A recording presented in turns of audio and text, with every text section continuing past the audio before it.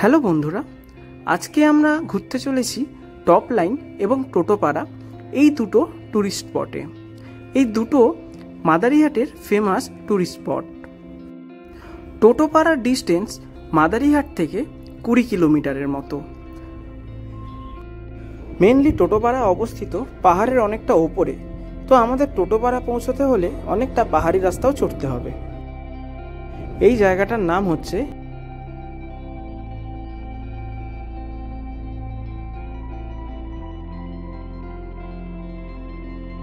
আর এটা হচ্ছে সেই ব্রিজটা যে ব্রিজটার কনস্ট্রাকশনের কাজ চলছিল। আর এখান থেকে দূরের পাহাড়গুলো খুব সুন্দর দেখতে লাগছিল। অ্যাকচুয়ালি এই পাহাড়ের রেঞ্জগুলো পুরোটাই ভুটানের মধ্যে অবস্থিত। আর এই জায়গাটা হচ্ছে জামতলা বাজার।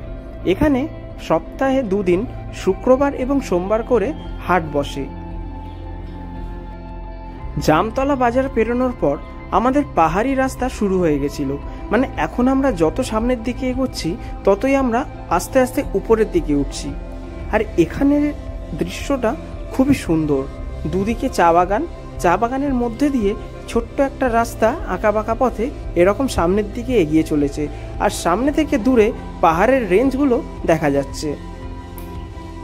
এখন আমরা পিচের রাস্তা ছেড়ে এরকম উঁচু নিচু এবড়ো খেবড়ো রাস্তার উপর দিয়ে যাচ্ছি। আর দূরে যে পাহাড়ের সিনটা দেখা যাচ্ছে, মানে একভাবে তাকিয়ে থাকলে যেন চোখ ফেরানো যায় না। এখন আমরা ধীরে ধীরে নিচের দিকে নামছি, কারণ আমাদেরকে নিচের এই নদীটা পেরিয়ে ওপারে যেতে হবে। অ্যাকচুয়ালি এটা নদী, কিন্তু নদীতে কোনো জল নেই। সবার প্রথম আমরা এখন যাচ্ছি টপ লাইন।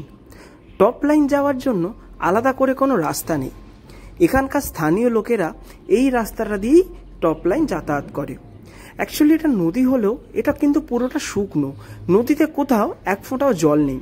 আর বর্ষাকালে যদি প্রচণ্ড বৃষ্টি হয় অথবা পাহাড়ের উপর থেকে যদি জলের স্রোত নেমে আসে, তবেই একমাত্র এই নদীতে জল দেখা যায়। তাছাড়া সারা বছর এখানে এরকম শুকনোই থাকে।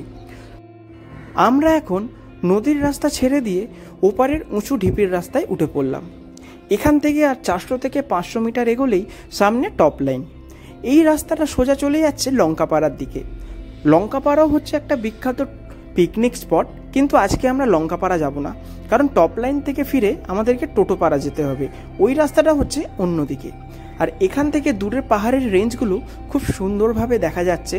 আজকে যেহেতু আকাশ খুবই পরিষ্কার, যে কারণে রেঞ্জগুলো খুব পরিষ্কারভাবেই দেখা যাচ্ছিল। এখন আমি দাঁড়িয়ে আছি টপ লাইন ট্যুরিস্ট স্পটে।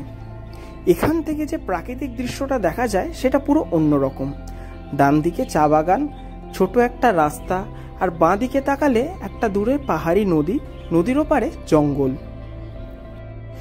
সামনে এখানে বাচ্চাদের খেলার জন্য একটা ফুটবল গ্রাউন্ডও আছে। আর গ্রাউন্ডের ওপারে দূরে তাকালে পাহাড়ের রেঞ্জগুলোকে দেখা যাচ্ছে। অ্যাকচুয়ালি এখান থেকে ভুটান খুবই কাছে, আর ওই পাহাড়ের রেঞ্জগুলো পুরোটাই ভুটানের মধ্যেই অবস্থিত। ডান দিকে যে চা বাগানের কথা বললাম, এটাই হচ্ছে সুবিস্তৃত চা বাগানগুলো। এখানে শ্রমিকরা যাচ্ছে চা বাগানে কাজের জন্য। আর আমি হয়তো জীবনে প্রথমবার চা বাগান চোখের সামনে থেকে দেখলাম, এই জন্য চা বাগানের একটা অন্যরকম রূপ আমার চোখের সামনে ফুটে উঠছে। আমরা এখন এখানে বসে আছি স্থানীয় একটি আন্টির দোকানে। আর আন্টির দোকানে অর্ডার দিয়েছিলাম টাইফো। এখানকার স্থানীয়দের মুখে শুনেছিলাম টাইফো নাকি টপ লাইনের খুবই বিখ্যাত একটি খাবার, যে কারণে টাইফোটা ঠিক কী জিনিস সেটা খাবার আগ্রহে অর্ডার দিয়েছিলাম। আর এই দোকানের পেছন দিকটা পুরোটাই হচ্ছে চা বাগান, যেটা দোকান থেকে বসে যদি এক দৃশ্যে পেছন দিকে তাকানো যায়, একটা অন্যরকম ছবি চোখের সামনে ফুটে উঠবে। তো টাইফো এখন রেডি হয়ে গেছে, যেটা আন্টি আমাদেরকে এখন সার্ভ করছে।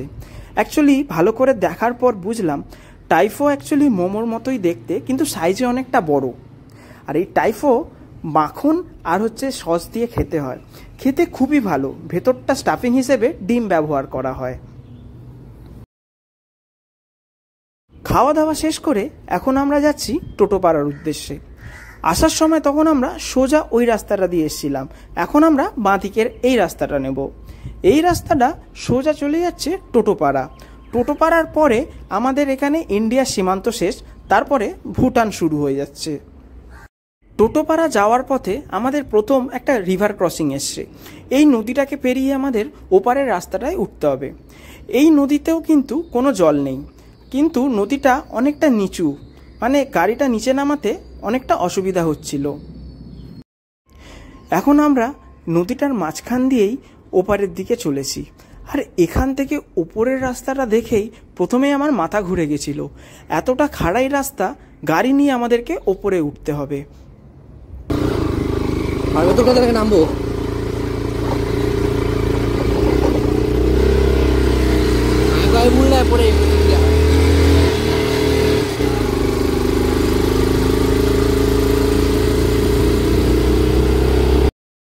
গাড়ি উপরে তোলার পর এখন আমরা সোজা সামনের দিকে যাচ্ছি। এখানে রাস্তার অবস্থা খুবই ভালো, আর দুদিকে শুধু সবুজ আর সবুজ। সামনে দূরে ওই পাহাড়ের রেঞ্জগুলো দেখা যাচ্ছে, আর মেঘগুলো ঠিক পাহাড়ের নিচে ভেসে বেড়াচ্ছে। কিছু দূর যাওয়ার পর আরও একখানা নদী আমাদেরকে পেরোতে হবে। এখন আমরা ধীরে ধীরে এই নদীটার মধ্যে নেমে গেলাম। এই নদীটা খুবই চওড়া। এই নদীটার নাম হচ্ছে বাংরি নদী।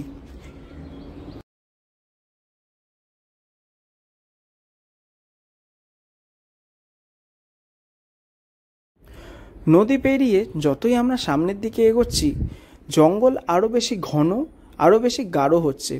তার সাথে সাথে মনের মধ্যে একটা ভয়েরও সৃষ্টি হচ্ছে, কারণ একে নির্জন রাস্তা, কেউ নেই। আর তার থেকে বড় কথা, এই জঙ্গলের মধ্যে হাতি, চিতাবাঘ, বাইসন থেকে শুরু করে অনেক বন্য প্রাণী এই জঙ্গলে বসবাস করে। রাস্তার ডান দিকে এরকম অনেক ছোট ছোট ওয়াচ টাওয়ার দেখা যায়।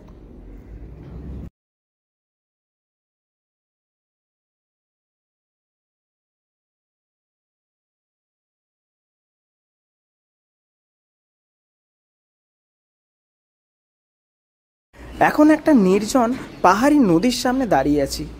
এই নদীতেও কোনো জল নেই। এই জায়গাটা এতটাই নির্জন যে শুধু নিজের পায়ের আওয়াজ ছাড়া আর অন্য কোনো রকম আওয়াজ কানে আসবে না।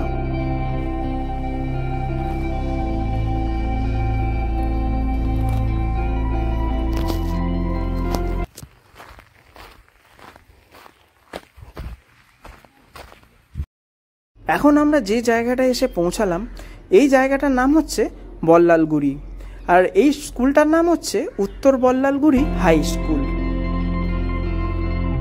টোটোপাড়া আসতে হলে আপনাদেরকে মাদারিহাট থেকে কোনো প্রাইভেট কার অথবা বাইকে করেও আসতে পারবেন। এছাড়াও যদি চান বাসে করে আসবেন, তাহলে সেই অপশানও আছে। সারাদিনে 5টা থেকে 6টা বাস যাতায়াত করে। এই বাসগুলো শিলিগুড়ি, বীরপাড়া থেকে টোটোপাড়া এই রুটে চলে। সামনে একটা বাস দেখা যাচ্ছে, যে বাসটা সোজা টোটোপাড়ার দিকেই যাচ্ছে। এরকম পাহাড়ি রাস্তা দিয়ে যখন কোনো বাস যাতায়াত করে, সত্যি মনের মধ্যে একটু হলেও ভয় তো লাগেই। আর এই জায়গায় এসে প্রথমবারের মতো যখন আমি সামনের দিকে তাকালাম, মন্ত্রমুগ্ধের মতো একভাবে আমি সামনের দিকে তাকিয়েছিলাম। এত সুন্দরও হতে পারে প্রাকৃতিক সৌন্দর্য। এই পাহাড়ের উপরেই টোটো উপজাতিদের বাস বা টোটোপাড়া। টোটো ভারতের এক অতি ক্ষুদ্র জনগোষ্ঠী। পশ্চিমবঙ্গের আলিপুরদুয়ার জেলার উত্তর প্রান্তে ভুটান সীমান্তে তোর্ষা নদীর ধারে টোটোপাড়া গ্রামে এদের বাস। টোটোরা তাদের এই গ্রামের বাইরে অন্য কোথাও বাস করে না। গত শতাব্দীর মাঝামাঝি একটি সমীক্ষায় দেখা গেছে টোটো উপজাতি প্রায় বিলুপ্তির পথে। 1951 সালের জনগণনায় এদের সংখ্যা কমে দাঁড়িয়েছিল 321-এ। পরবর্তী দশকগুলোতে টোটোদের রক্ষা করার জন্য সরকার কিছু কর্মসূচি গ্রহণ করে।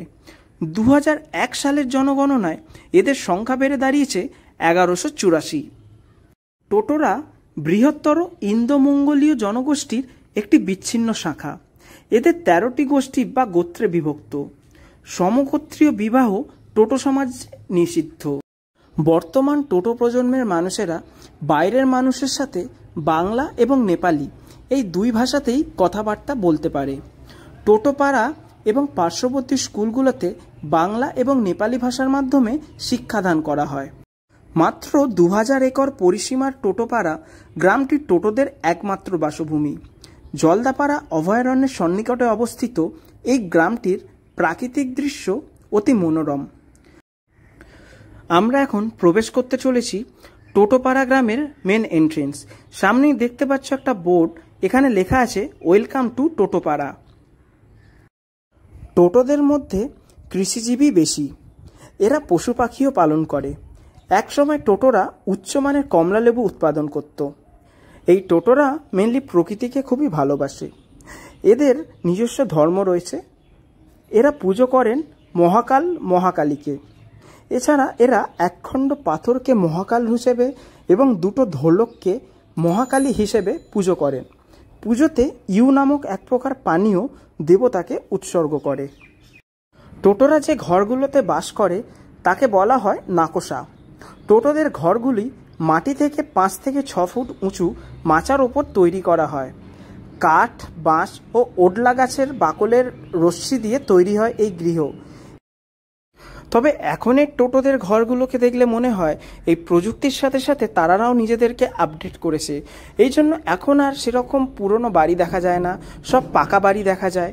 আর 5 থেকে 6 ফুট উঁচু যে পুরনো স্ট্রাকচারের বাড়ি, সেই বাড়িও আর এখন চোখে পড়ে না। এখন আমরা যে জায়গাটায় এসে উপস্থিত হয়েছি এটা হচ্ছে পাহাড়ের একদম ওপরে। এই জায়গাটার নাম হচ্ছে টোটোপাড়া ভিউ পয়েন্ট। শীতকালে এখানে প্রচুর মানুষ পিকনিকের জন্য আসে। এখন যেহেতু গরমকাল, তাই জন্য এই জায়গাটা খুবই ফাঁকা। কিন্তু গরমকাল হলেও কি হবে, কলকাতার তাপমাত্রা 40 থেকে 42 ডিগ্রি হলেও এখানের তাপমাত্রা মোটামুটি 20 থেকে 22 ডিগ্রির মধ্যেই আছে। আর এখান থেকে ভিউটা খুবই সুন্দর আসে। পাহাড়ের ওপর থেকে নিচে ওই নদীটা দেখলে অন্যরকম ফিল হয়। এই নদীটার উৎস কিন্তু ভুটান থেকে। নদীটার মাঝখান দিয়ে সরু সুতোর মতো জল বয়ে যাচ্ছে, আর এই নদীর জলটা গিয়ে সোজা মিশেছে আমাদের তোরসা নদীর সাথে। আর দূরে এখান থেকে দেখলে দেখা যায় ওই যে দূরে যে নদীটা দেখা যাচ্ছে ওটাই হচ্ছে তোরসা নদী। এই নদীটা গিয়ে মিশেছে তোরসা নদীর সাথে।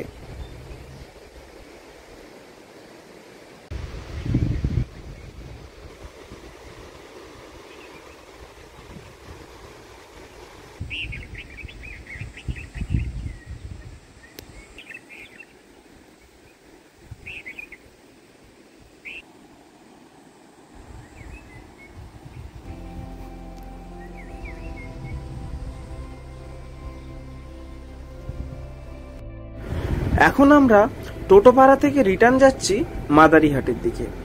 তবে এদিকের এত সুন্দর প্রাকৃতিক সৌন্দর্য আছে যে আমি তোমাদের সবাইকে বলবো যে একবার হলেও এসে এই জায়গাটা ঘুরে দেখতে পারো। সত্যি খুবই সুন্দর জায়গা। এই ভিডিওটা আমরা এখানেই শেষ করছি। তোমাদের সবার সাথে আবার দেখা হবে পরবর্তী ভিডিওতে।